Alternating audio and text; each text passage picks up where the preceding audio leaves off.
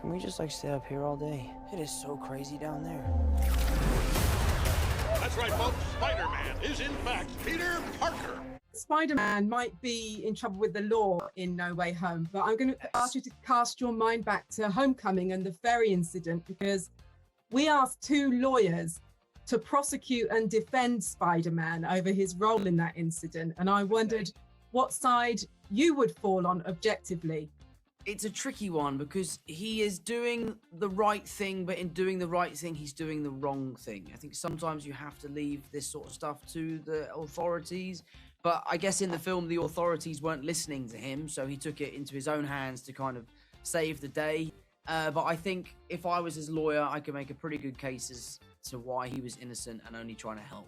For the record, the prosecuting lawyer said he wouldn't take this case because there's no way he'd win. Really? Pretty much, yeah. He said the case is the case that he would put forward, but at the end of the day, there's no jury in the land really that would convict Spider-Man. When you botched that spell where you wanted everyone to forget that Peter Parker's Spider-Man, we started getting some visitors. If you were to explore more solo outings as Spider-Man, Tom, I wondered what you would want to explore.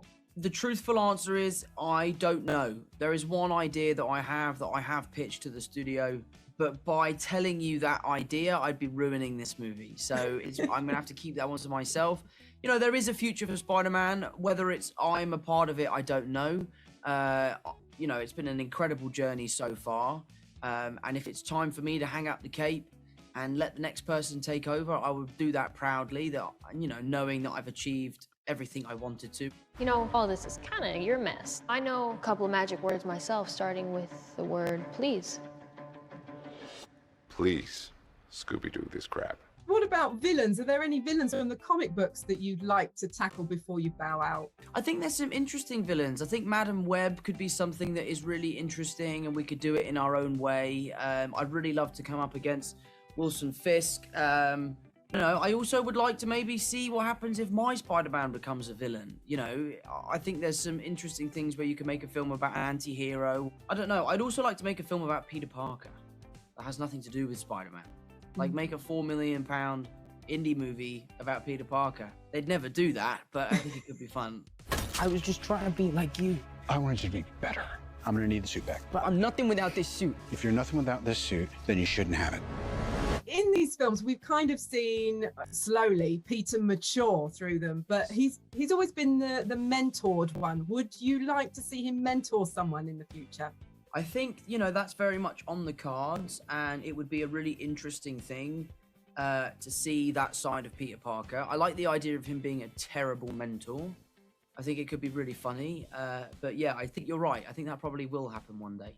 And what advice would you give when ultimately you do leave the incoming Spider-Man? There's so much advice I could give, and, you know, I'd like to say that I would be there readily available for that person so that if they need any help, they can call me.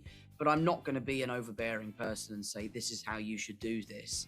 I just would like to be an ally and let them know that if you're ever having a tough time, I've been through what you're going through, so call me and ask me and I'll help you.